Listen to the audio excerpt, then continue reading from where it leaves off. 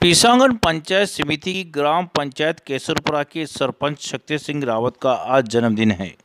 जन्मदिन के अवसर पर आवाज़ राजस्थान की ने सरपंच शक्ति सिंह से विशेष मुलाकात की। शक्ति सिंह रावत लगातार तीसरी बार ग्राम पंचायत केसरपुरा के सरपंच बने। शक्ति सिंह रावत की सेवा भाव एवं काम को देखते हुए क्षेत्र की जनता ने इन्हें सर आंखों पर बिठाया। आप अभी सरपंच संघ अध्यक्ष भी है। कहते हैं व्यक्ति अपनी मेहनत से मुकाम हासिल करता है।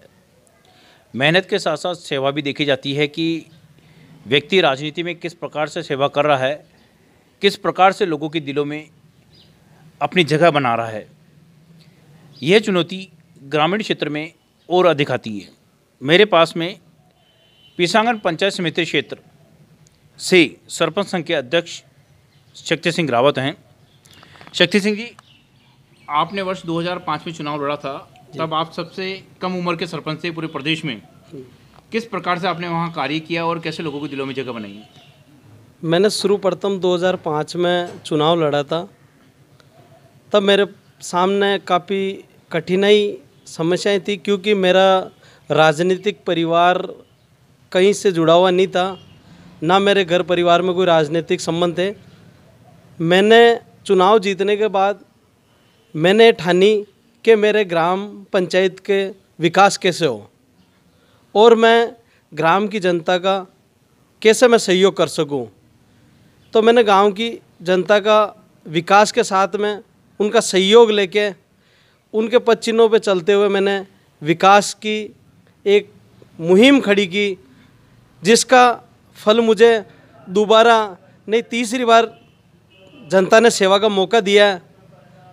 मैं जनता के विश्वास पे तीसरी बार भी खरा उतरने का पूरा प्रयास कर रहा हूँ और मैंने युवाओं को साथ लेके खेल मैदान, स्कूल संबंधी समस्याएं, पानी बिजली जैसी समस्याएं, रोड समस्याएं, ये सारी संपूर्ण विकास की चिकित्सा संबंधी हो या अन्य कृषि विभाग संबंधी हो, सारे विभागों की चुनौतियों को स्वीकार करते हुए मैंने मेरी ग्राम पंचायत को एक कदम आगे बढ़ाया। भारतीय जनता पार्टी में भी आप रहे हैं, भारतीय जनता पार्टी में आप सेवाएं कर रहे हैं। किन किन पदों पे आपने यहाँ पे दायित्व निभाया है? मैं भारतीय जनता पार्टी में मैं एक बूथ स्तर का कार्यकर्ता, बूथ पे बूथ अध्यक्ष बन के मैंने शुरुआत की। मैंने मंडल कार्य समिति में मैंने कार्य किया, मुझे उसका अनुभव मिला और पार्टी को सेवा दी। उसका मुझे रिजल्ट मिला कि उन्होंने बेनिफिट देते हुए मुझे वर्तमान में अजमेर देहात जिला उपाध्यक्ष बनाया। मैं भारतीय जनता पार्टी का आभारी हूं और मैं विश्वास जताता हूं कि मेरे पे जो भारतीय जनता पार्टी ने विश्वास जताया, मैं उस पर खरा उतरने का प्रयास करूंगा। सभी कार्यकर्ताओं को साथ लेके मैं भारतीय जनता पार्टी को मजबूत करने का प्रयास करूंगा। आपने भारतीय जनता पार्टी और गांव की सेवा के साथ साथ समाज सेवा में भी अभिनय योगदान दिया है। समाज के आह्वान पर आप एक बार नसरबाद विधानसभा का चुनाव भी लड़ चुके हैं। समाज के अंदर दायित्व जो निभाया है आपने, वो किस प्रकार का दायित्व है और किस प्रकार से आप वहाँ समाज की सेवा कर रहे हैं? समाज को मैं साथ लेके हमेशा समाज स्तर पर मैंने कार्य किया। समाज सेवा से जुड़ा हुआ हर कार्य करने का प्रयास किया। मैं 36 समाज को साथ लेके, सर्व समाज को साथ लेके मैं साथ चलने वाला एक कार्यकर्ता हूं, जो आज ये तीसरी बार चुनाव जिताने का मेरे को सभी समाजों का सहयोग मिला। मुझे ग्राम पंचायत जो केसरपुरा के सरपंच है, इन्होंने अपना राजनीतिक जीवन वर्ष 2005 में शुरू किया था। तब ये सबसे छोटी कम उम्र के सरपंच थे। उसके बाद वर्ष 2015 में चुनाव हुए, इसमें ये सरपंच बने।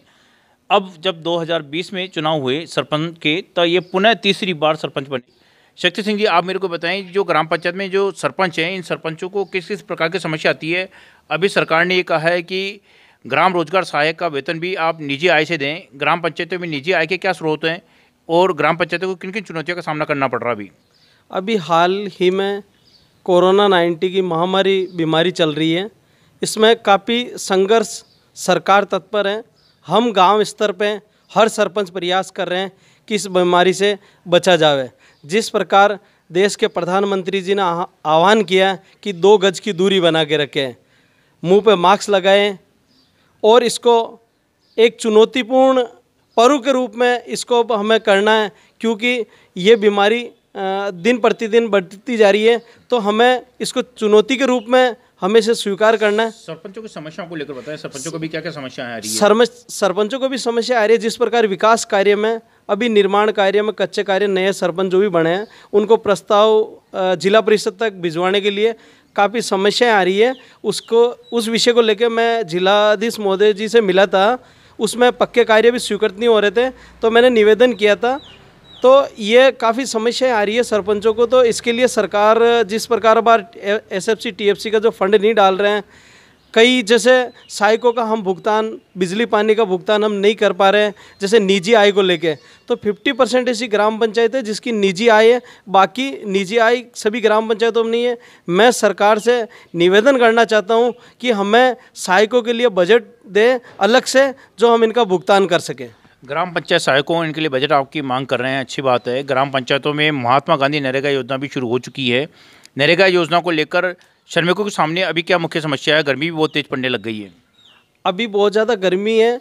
मैं कलेक्टर साहब को मिला था तो मैंने कहा सर 6 से करीब दोपहर प्रातः 11 बजे तक का समय किया जाए, क्योंकि 1 बजे तक का समय बहुत ज़्यादा गर्मी पड़ती है और 2 से 3 किलोमीटर दूर श्रमिक काम करके आते हैं, तो बहुत गर्मी से थकान महसूस करते हैं और बीमारी का भी इसमें प्रकोप होने का आशंका है। इसलिए इसको कम करके इसको 11 बजे तक का समय किया जाएगा, जिसको हर श्रमिक को मौका दिया जाएगा और काम आसानी से किया जा सकेगा। आज आपका जन्मदिन भी है। जन्मदिन के अवसर पर आप आने वाले जो नेता हैं या आने वाले जो पंचायत राज के जनप्रतिनिधि हैं, उनको क्या संदेश देना चाहेंगे? मैं सभी को एक भावनापूर्वक मैं कहना चाहता हूँ कि सबको गरीब की भलाई के लिए और जन सेवा करने का मैं एक निर्णय लेता हूँ कि सभी जनप्रतिनिधि सेवा कार्य करें और ज़्यादा से ज़्यादा योजनाओं का लाभ ग्रामीण जन को पहुँचे। शक्ति सिंह जी ने बहुत अच्छी बात कही है कि जो जनप्रतिनिधि आज आए हैं उन्हें सेवा का भाव मन में रखना चाहिए। सरकार की जो योजना है, चाहे केंद्र सरकार की हो या राज्य सरकार की हो, उसका लाभ अधिक से अधिक ग्रामीणों को देना चाहिए। और सेवा भाव से अगर आप कार्य करते हैं तो निश्चित रूप से जनता आपको सराखों पर चढ़ाएगी और लगातार अपना नेतृत्व आपके हाथ पे सौंपेगी। इसकी एक जीती जागती मिसाल है शक्ति सिंह रावत, जो लगातार ग्राम पंचायत, जिसे सबसे कठिन इलेक्शन माना जाता है, उसके लगातार तीसरी बार सरपंच बने हैं।